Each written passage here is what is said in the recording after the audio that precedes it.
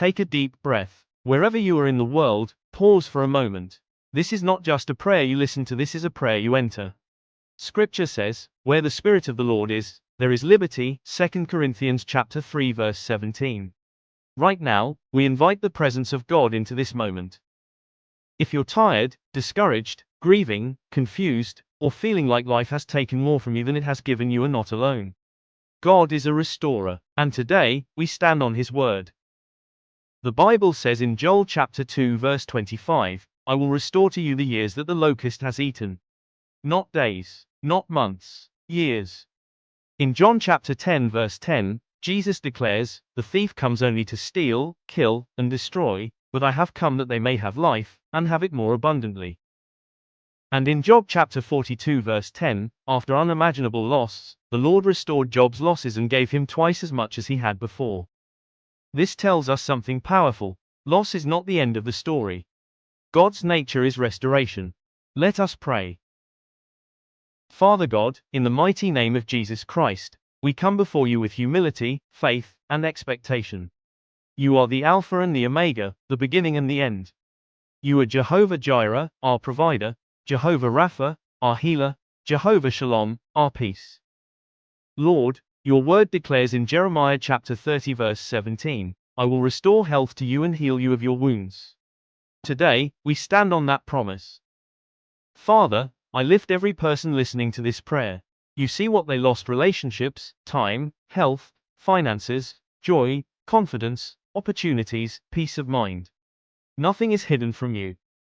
In the name of Jesus, we take authority over every work of the enemy. Your word says in Luke chapter 10 verse 19, "I have given you authority to trample on snakes and scorpions and to overcome all the power of the enemy. Nothing shall by any means harm you." So today, we cancel every assignment of loss, delay, confusion, stagnation, and despair. We rebuke the spirit of fear, heaviness, depression, and discouragement. We declare that every stolen blessing must be returned, pressed down, shaken together, and running over. Father, restore what was taken in ignorance. Restore what was taken through betrayal. Restore what was lost through seasons of disobedience, pain, or delay. You are not limited by our past mistakes. Your word says in Isaiah chapter 61 verse 7, "Instead of shame you shall receive a double portion." So we declare double peace, double favor, double clarity, and double joy. Heal broken hearts right now, Lord.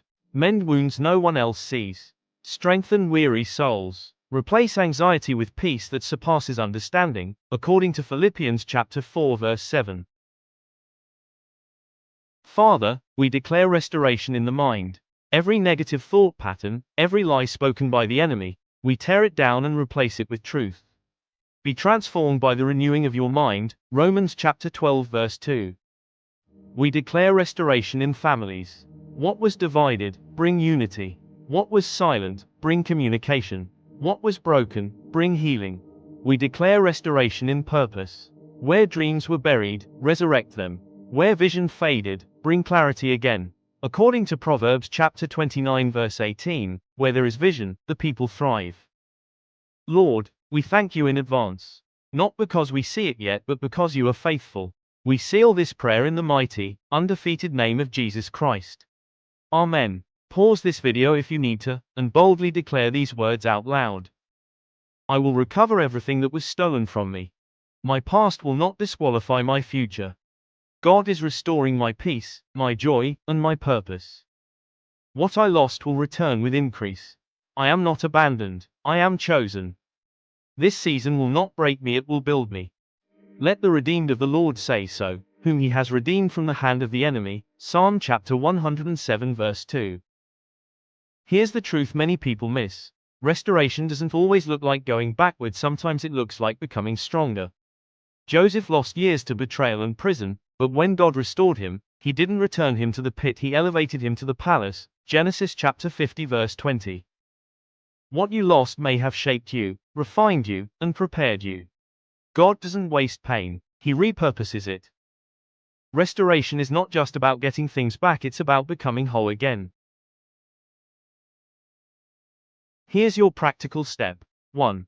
Release bitterness. You cannot receive restoration while holding resentment. Ephesians chapter 4 verses 31 to 32. 2. Speak life daily. Your words shape your direction. Proverbs chapter 18 verse 21. 3. Take small faithful steps. Obedience unlocks momentum. 4. Stay planted in faith. Even when feelings fluctuate, God's word does not. Restoration is a process, but God is committed to finishing what He started. Philippians chapter 1 verse 6. May the Lord bless you and keep you. May He restore what was lost and multiply what remains. May peace guard your heart, clarity guide your steps, and faith anchor your soul. This is not the end of your story. This is the turning point. In Jesus' name. Amen. If this prayer encouraged you, please take a moment to like and share this video. Because someone else needs this breakthrough too. Pray it again with faith.